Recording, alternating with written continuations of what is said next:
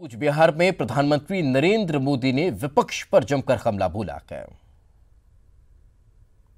सारी कोशिशें किस तरह नाकाम हुई है, ये इस जन सैलाब को देख करके नजर आता है। और इतना ही नहीं, ये दीदी के पराजय का स्मारक खड़ा है। ये दीदी के विनाश का जीता जाता स्मारक है। ये जो मंच बनाया गया है, इसलिए बनाया गया है कि आप लोगों को जगह कम पड़ जाए।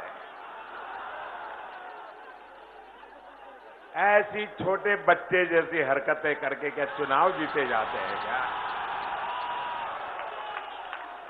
कभी कभी मोहल्ले में बच्चे जब लड़ते हैं, कभी झगड़ा हो जाता है, तो कहते हैं कि मेरी गली से गुजरना, मैं तुझे देख लूंगा।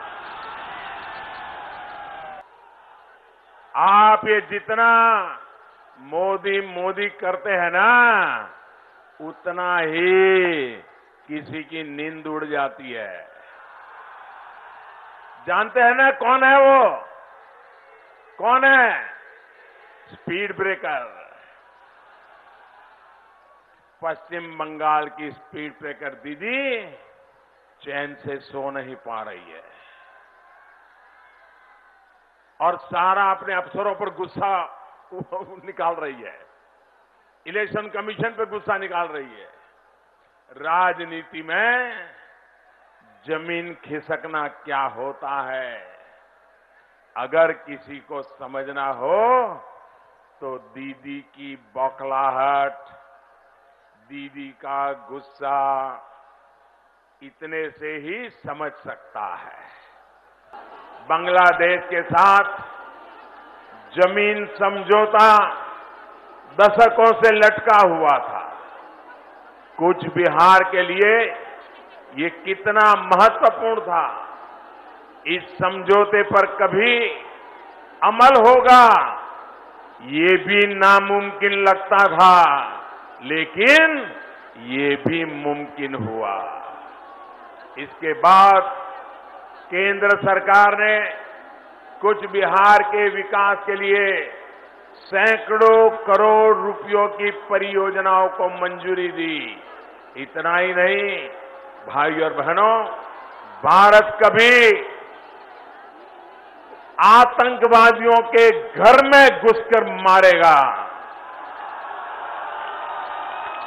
आतंकवादियों को घर में घुसकर मारेगा, ये भी नामुमकिन लगता था, लेकिन अब ये भी नामुमकिन को मुमकिन किसने बनाया? नामुमकिन को मुमकिन किसने बनाया? नामुमकिन को मुमकिन किसने बनाया? जी नहीं, मोदी जी ने नहीं बनाया, ये आपने बनाया है। आपके एक वोट ने बनाया है, आपके आशीर्वाद ने बनाया है।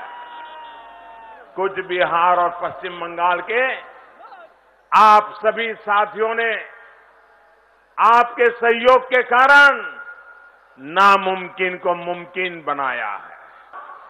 2014 से पहले आए दिन आतंकवादी हमले होते थे। वो कहां से आते थे? कौन उनको भेजता था? ये तब की सरकार को भी पता था, लेकिन हमारे जांबाज सपूत तब की सरकार से बदला लेने के लिए बार बार कहते थे। एक के बाद हमारे जवान शहीद होते जा रहे थे, कदम उठाने के लिए मांग कर रहे थे, लेकिन सरकार के कदम फैसला लेने से पहले ही डगमगा जाते थे, कांपते थे। पाकिस्तान आए दिन धमकी देता था कि ये किया तो ऐसा कर देंगे, और दिल्ली में बैठी सरकार गीदड़ भप्पी से भी हिल जाती थी। लेकिन जब से आपने दिल्ली में इस चौकीदार को बिठाया है, अब कोई गीदड़ भपकी से नहीं डरता। नया हिंदुस्तान अब अपनी सुरक्षा के लिए आतंक के आकाओं को घर में घुसकर मारने के लिए तैयार बैठा है। लेकिन साथियों, मजबूत होते भारत से कुछ लोगों को कष्ट हो रहा है। जब भारत अंतरिक्ष में महाशक्ति बन रहा है तो दीदी को ये भी परेशान करता है।